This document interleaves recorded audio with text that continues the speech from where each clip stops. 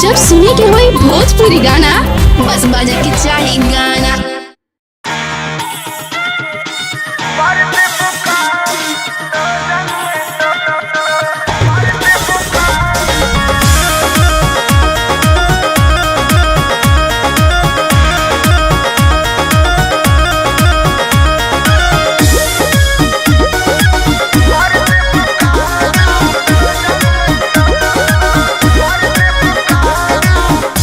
मोरा मोरा जी के झूठ न तार हो, धुआं देवे लगी जरने तोर हमार हो।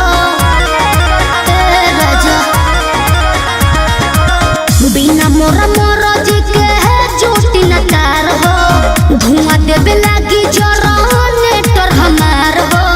बिगड़त जोग मोर संभार देबो का काहे हो हाई लोडन परोजन में मार देबो का हाई लोडन परोजन में मार देबो का हाई लोडन परोजन में मार देबो का।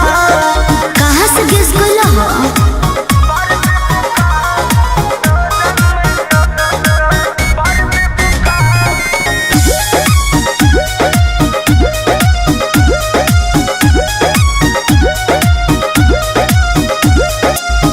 आइल बनी साता पवनी मजबूर, राउलोट सहब नाए हो हजूर। बुझा जानो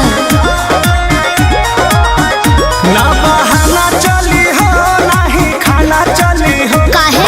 खुशी के माहौल नाच गाना चली हो। तू तो चलबे कर। रहनई महंगा न सार देबू का अब का दोहरा के लसराई। हाई लोडन परोजन में मार देबू का हाई लोडन परोजन में मार देबू का हाई लोडन परोजन में। अरे बाना दो ठीक है बा।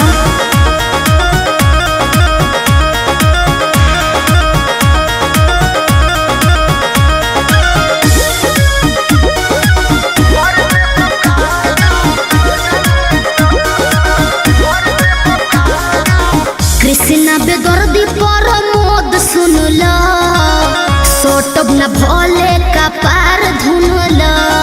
दिमाग में सोच लियो। काहे भाव खटारू नहीं दाव खटारू, सुननी हो नया पवाड़ा पाव खटारू। I like it. रतिया में नथिया उतार देबू का रउआ बड़ बतियनी जी।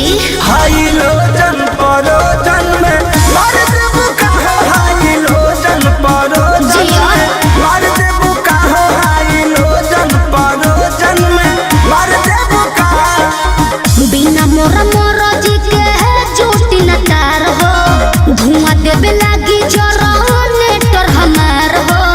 बिगड़त जोग मोर संभार देबू का काहे हो हाई लोजन परोजन में मार देबू का हाई लोजन परोजन में मार देबू का हाई लोजन परोजन में मार देबू का। कोशिश कर रही हूँ।